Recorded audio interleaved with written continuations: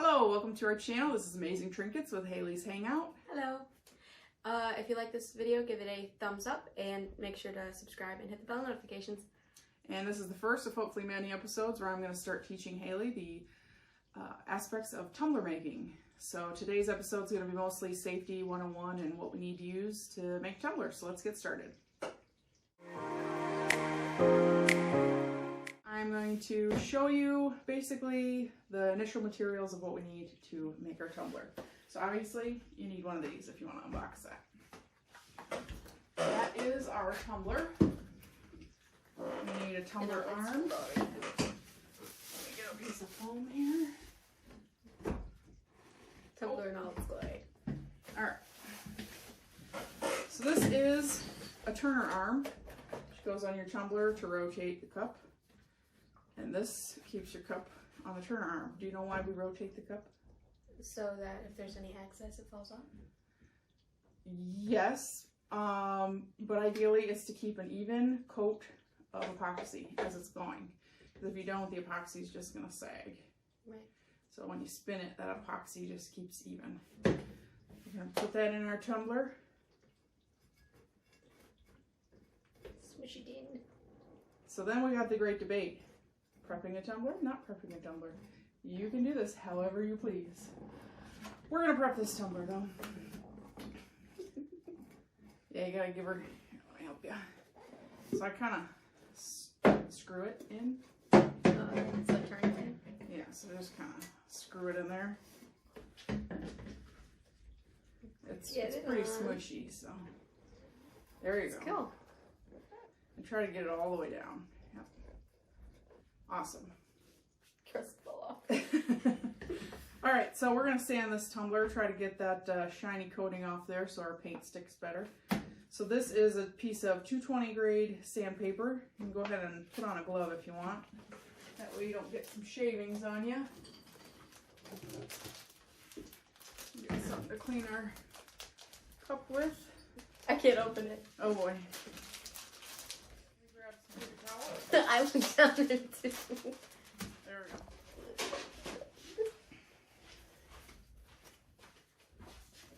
Alright.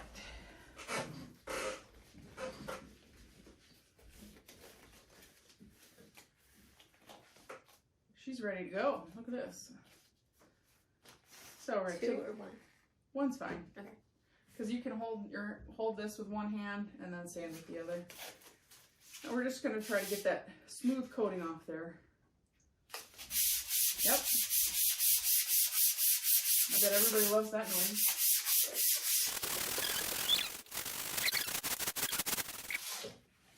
So with it sanded, you can put some alcohol on the paper towel and you can clean her off.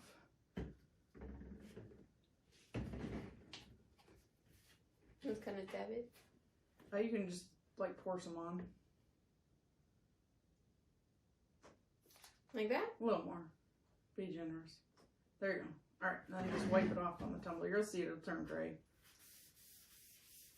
It's cool. So that is going to prep the surface so that when we spray paint it, the paint's going to stick. Okay. Now, do I always prep a tumbler? Not necessarily. That is kind of a great debate, whether it's needed or not. You do your preference. But we're going to go ahead and prep this one. So once you have a tumbler prepped, there is that's why you clean it. Got our excess off there. So you paint it. So this is just an example. We've got spray paint. So basically, depending on what color you want to make it, and as an example, we've got some here. So this one's called Reveal PVD glitter. So if I was going to use this color glitter, I want to use a base coat that's similar.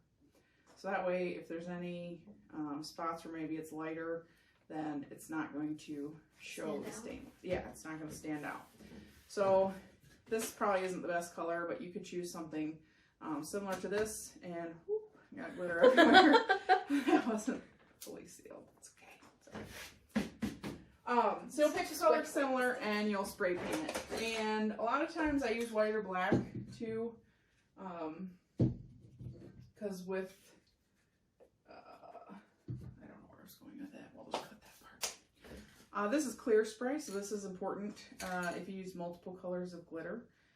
A lot of times you'll want to spray it with clear, and that'll make it so the glitter doesn't move when you go to put epoxy on it. You can also use clear. There's certain decals you might make where clear spray will be used. So clear comes in handy.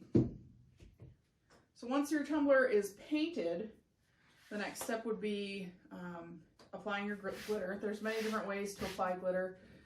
You can use Mod Podge, which is like a glue, but I'm going to teach you the epoxy method. So let me teach you. Tried Mod Podge. It dries very quickly. Yes. Yeah, we took a class with Jessica Flynn, and the Mod Podge was a little fussy. But that's all. But I want to cook, so it's okay. Right. Okay, so this is epoxy. Do you know what epoxy means? I don't know what the word means now. Essentially, epoxy means you're putting two things together, and then you're creating a solid. So we've got a part A and a part B, and there's all kinds of different epoxy. Like they have little syringes of epoxy that like Lee would use on car parts. I don't know. There's all kinds of different ones. So if you want to take a look at that, they've got instructions. So this is speed dry epoxy, which essentially means that this cures quicker. My normal epoxy takes about, I usually let it sit for 24 hours. But this one you can do in a couple hours and you can go to your next step. So this says mix ratio is 1:1. Do you know what that means? 1:1. One part this and then one part that? Yes. So if we were doing, say, 30 milliliters on a cup, you're going to measure 15 milliliters of that and 15 milliliters of this. Ratios, math class. So usually I will use a little stirring cup to do that. And let me get my stirrers here. It talks about bubbles. Use a heat gun, artist torch, help eliminate bubbles. Recommended working temperature should be above 73 degrees. It's generally like 68 down here year round, and I haven't had any issues. So every epoxy is different. You got to test out what's going to work for you. And it also says less than 60% humidity, which generally being in the basement, it's really not that humid. I have glitter all over my hand now. Well, because you liked it. Yeah. And this does say VOC free. VOC means vapor organic compounds, I think. Don't quote me on that. But either way, we want to make sure we use precautions because until this is fully cured and hardened, it is toxic. Okay. So while we're using this, we want to protect our lungs. Being young, we want to make sure we're doing everything we can there. We don't want to create any safety issues. So we've got our very own respirator. I have my respirator. So if you want to take, these are little cartridges that go on. So I think mine screw on. It's a pair down here. Yeah, just open it up. It'll have some of these in there. Oh, you have pink ones. That's no fair. You picked it out. Yeah, I did. Instructions. I think I got mine during COVID, and there was like nothing to be found. But got it at the good old Menards. So then these, you'll see, so yours has 3 little tabs there. Yeah, so I think you're probably going to line those up and then twist it. Mine screw on. I probably need to get some new filters. You can, these have filters in them you can change out. Does it matter which side it goes on, or? I don't think so, because it looks like they're both the same. Okay. See, this is kind of dirty, so I probably need to get some new filters.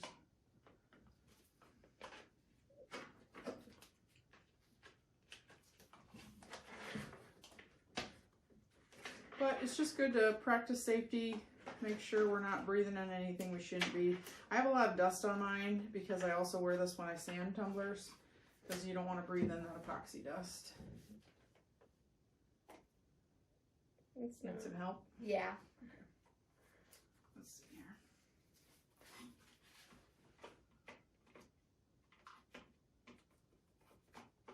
Woohoo. No?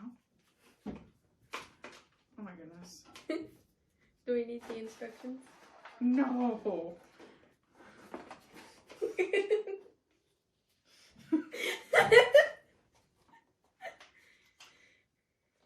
Oh, there we go. I think I got it. See, we don't need no instructions. instructions, people.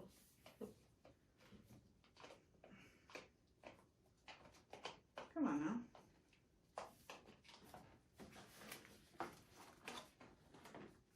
There we go. Even though there's so many instructions. All right. So here this is. We're going to put these on to get them fitted. We want to get it as fit closely to our face as we can. Now, if you were doing this, I guess like professionally, you can get these made and fit to your face, but we're going to do the best we can with what we got. So then this part goes over your head.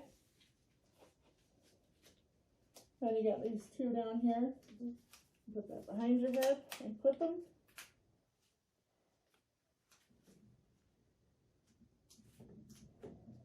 For styling. Let me see it again. Like this? Yeah.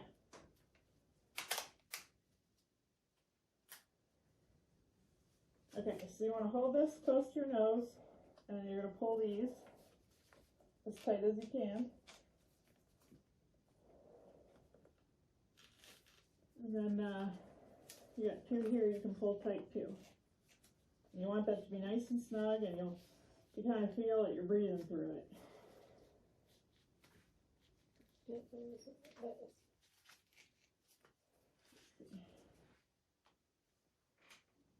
Might need to find maybe we'll need a little smaller one, but medium was as small as I had.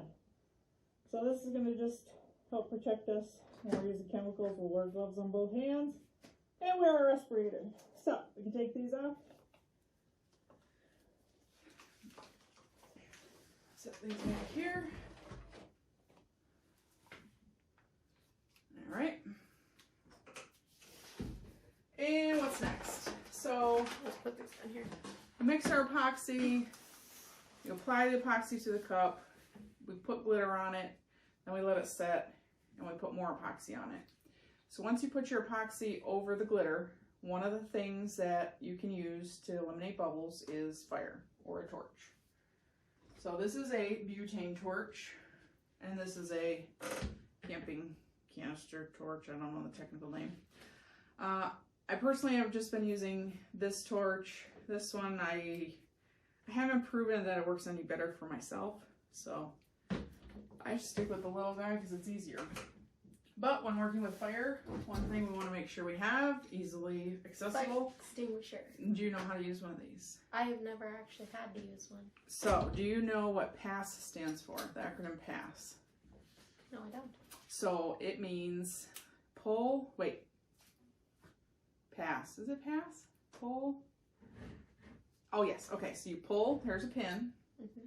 You pull the pin, and then you aim at the base of the fire. You squeeze it, and you sweep. So that is pass. Pull, aim, squeeze, sweep. I think. So if there were a fire, you grab this. You're gonna pull this pin out, which we're not gonna do right now. Pull the pin out. You're gonna aim for the bottom of the fire. You're gonna squeeze this handle, and you're gonna sweep. Okay. So hopefully we never have to use this, but we have it just in case. So. Better to be prepared. Right. To backtrack a little bit, mixing epoxy. So I got this fancy cup here. Once you get your 15, say we're doing 10 milliliters of each, you're gonna make 20 milliliters. You're gonna mix these together, and you're gonna mix them for a couple minutes. So along the years, I've accumulated many different mixing tools, yes. And so when I started, I used popsicle sticks, and then everybody said, too many bubbles, doesn't work, get rid of the popsicle sticks, get the metal stick. So I got the metal sticks, you can reuse them, or if you're like me, you forget, and then they have hardened epoxy all over them. So you can use these, they say less bubbles. However, bubbles in your mixing cup don't necessarily equate to bubbles on your tumbler. You're going to rub it on, some of those bubbles are going to pop. We're going to use flame to pop them. So essentially this is kind of whatever you prefer. I have since gone back to the popsicle sticks kind of out of laziness, just because I can throw it away after. I had good intentions for the silicone ones, but I don't know if you can see there was all that glitter stuck to it. Literally everything sticks to the silicone. So I haven't had good luck with silicone just because it attracts too much contaminants. The metal's alright. I don't have any issues with the metal. It's just a matter of remembering to clean it afterwards. So these colorful ones I bought for fun. Some have said that they've bought some that leak to dye into the epoxy. I personally haven't had any issues. So just keep that in mind if you buy colored epoxy sticks.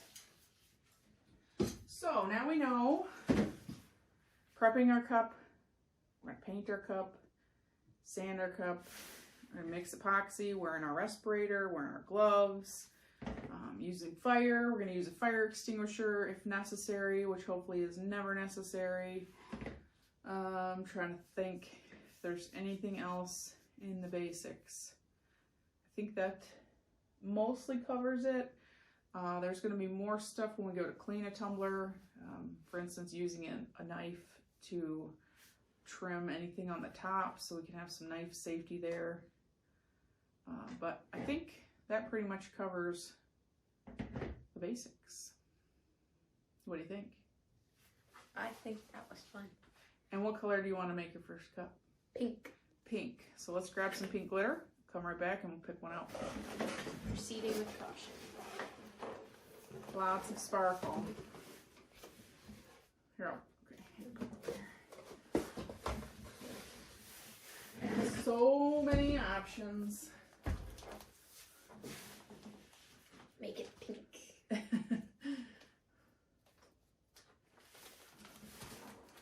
I have boxes upon boxes of glitter.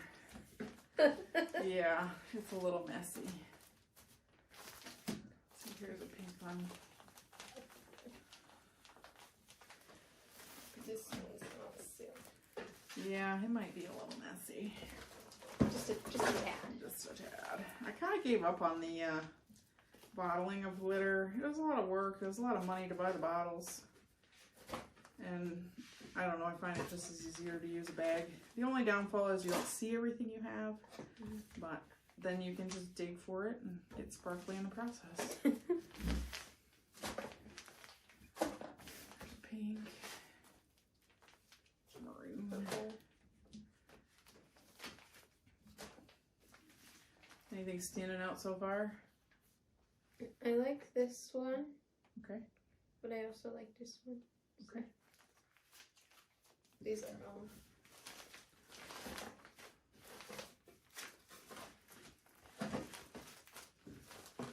So look at all these pinks.